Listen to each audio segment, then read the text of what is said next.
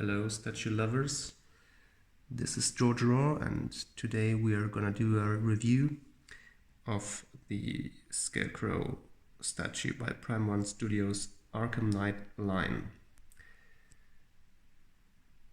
So first I will give you a quick look of the complete statue here before we go into details, starting with the base and going up to the head of the figure itself.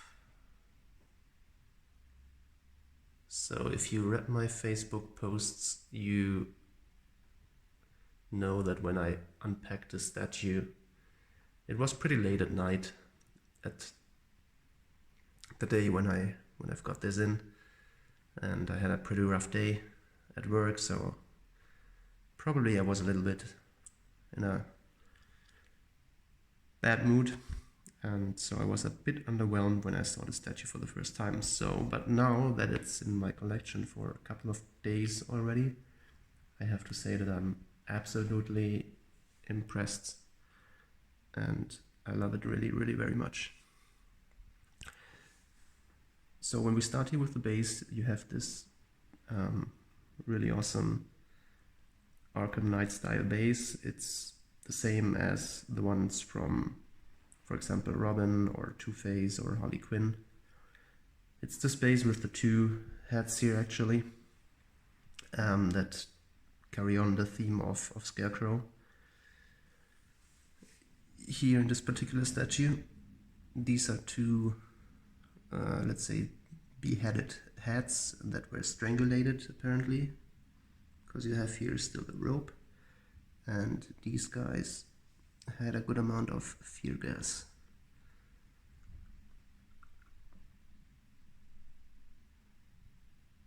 Apparently before they died, as they look really scary. So they look quite alike, but they are not completely the same. So if you see the lines here and the lines here on that one, you see that they are different. The holes here of the eyes are a bit different, and they look pretty cool. So the base is the same brick wall design base. In this particular figure here, you have these little red lines that apparently symbolize the fear gas going through the or running through the wall here, and down here, this is like this gothic window is filled with fear gas or maybe a fire burning inside. So that looks really pretty cool. So if you go around the base,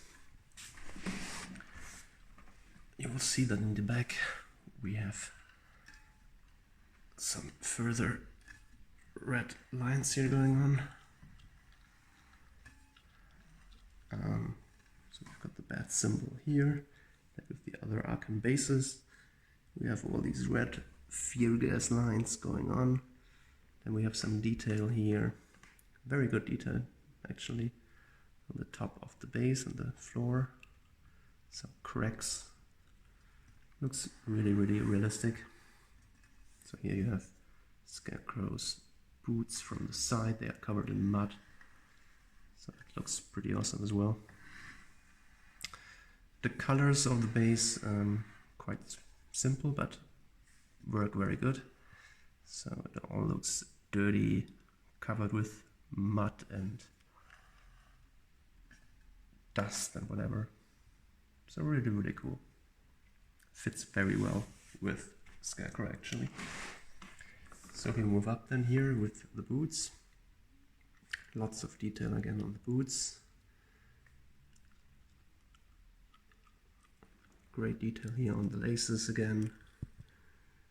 Then here you have some skin texture of Scarecrow. The skin is like green and grey and looks very unhealthy. So the left leg has this kind of mechanic prosthesis or whatever this is called in English. That's a very cool feature. So the story, I think, is that Scarecrow in Arkham Asylum, if I recall correctly, was more or less beaten to death, I think. So everybody thought he's dead. As far as I remember, he was not included as a character in Arkham City, and in Arkham Origins as well he didn't appear. And in Arkham Knight he reappears one of a sudden as the main villain. But, and you can see this later here when we go up in detail. So, due to the fear gas explosion or whatever it was in Arkham Asylum, his mask merged with his face and his whole body got burned and whatever, and therefore he is really, yeah, pretty messed up, I would say. So here you see the skin coming through. Very, very good detail on the pants. What I particularly don't like too much, I mean, it's really cool that you have this tubing here going up the pants. The problem is that these are not separate pieces. They are just, yeah, like modules merged with the pant, and as you can see, there is a quite rough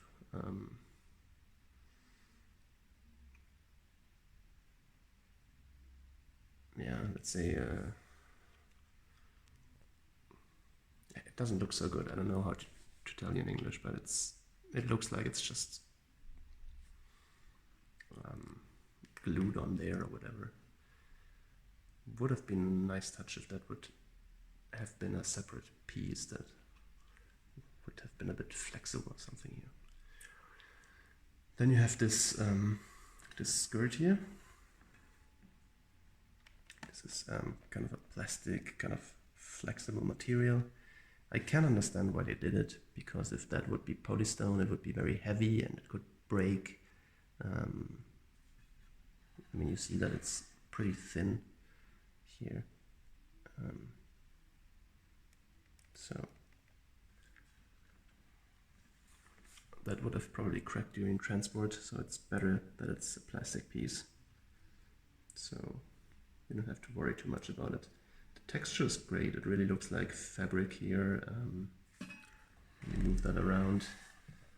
At the back side you have all these little stitches here going up.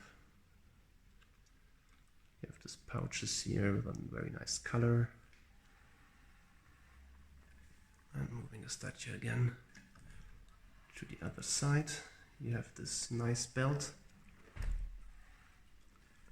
And the belt and the skirt here is one piece, which is put on the trousers, the legs. So the legs are separate. The peg is here on this leg here. And then the skirt with belt is a separate piece, and then comes the upper body. And the upper body, I tell you, is really, really full of detail again. It's really cool. So you have these capsules here filled with fear gas, and then these tubes. The tubes connect to the tubes here in the trousers, these two, and the other ones here on the side, they disappear under the skirt. So this is really, really well done. So this one actually goes into this tubing here, and for the others, they just disappear in the skirt. So this is really well done. I love that.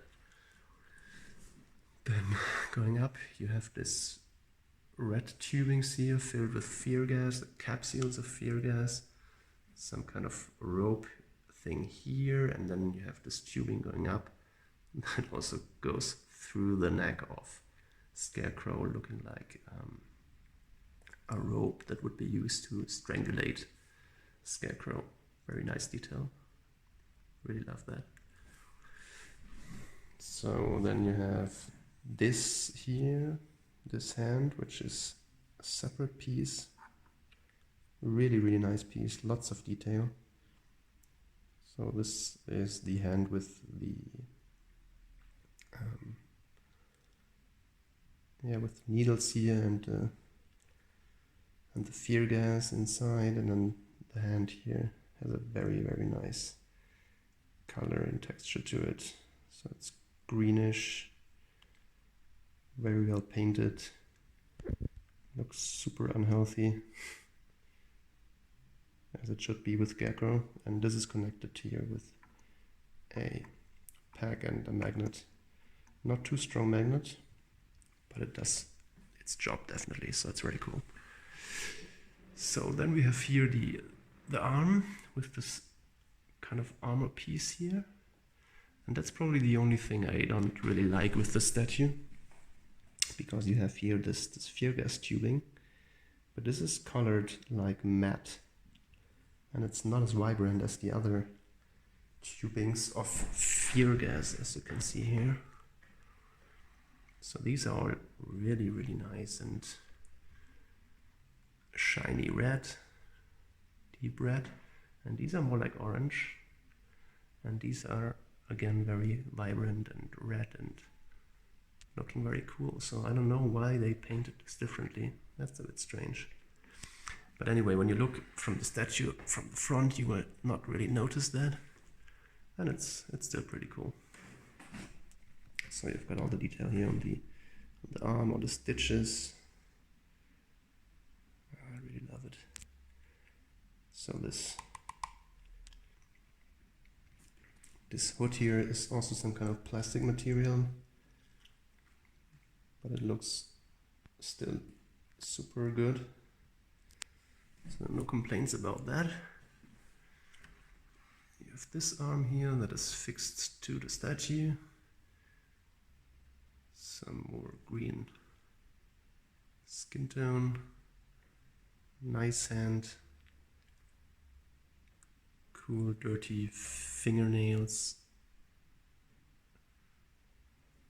with the green look from the Fear Toxin. Really cool. So in the back of the statue, so here you can also see some skin coming through.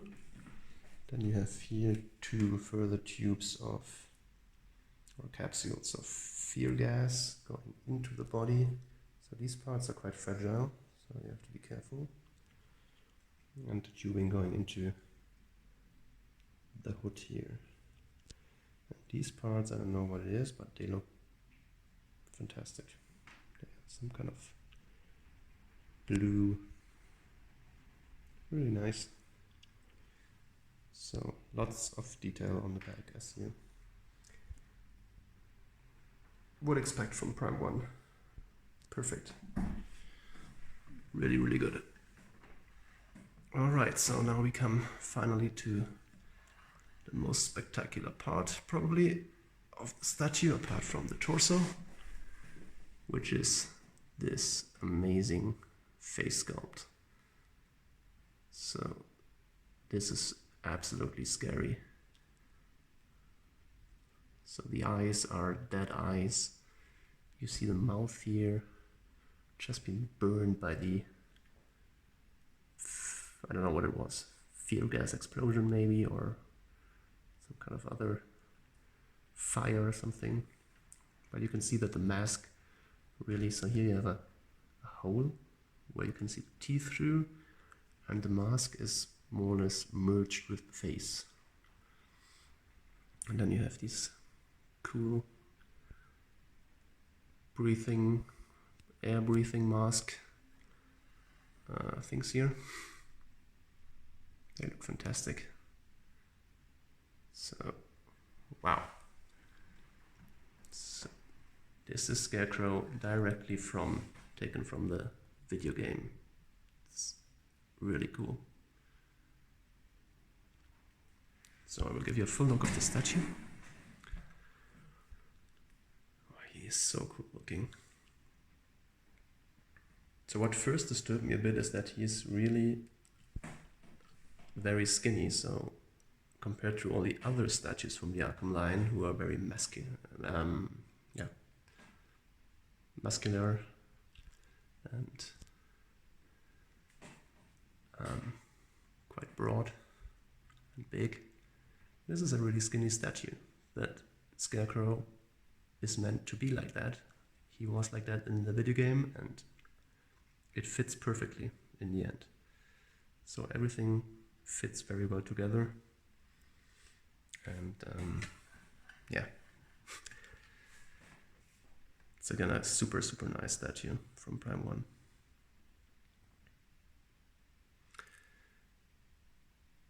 I think it has not yet shipped from Sideshow, so everyone who's ordered the statue and is gonna get him in the next couple of days, you can really look forward to something here.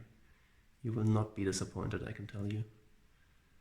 Prime 1 delivered, as always, and this will be a very nice addition to your collection. I hope you liked the video. I'm closing this one out. I will do another short video reviewing the exclusive hat in a second, and will also upload that to the Facebook groups. Hope you enjoyed watching, and if you have any questions, please feel free to ask. I will try to answer them, of course, as good as I can. See you next time. Thank you very much. So as promised, guys, here's a short video review on the exclusive hat coming with Scarecrow. So this is obviously the Arkham Knight hat, and he has been exposed to the Fear Toxin. That's why he has this very nice colored green eyes and this very unhealthy skin texture here, showing off his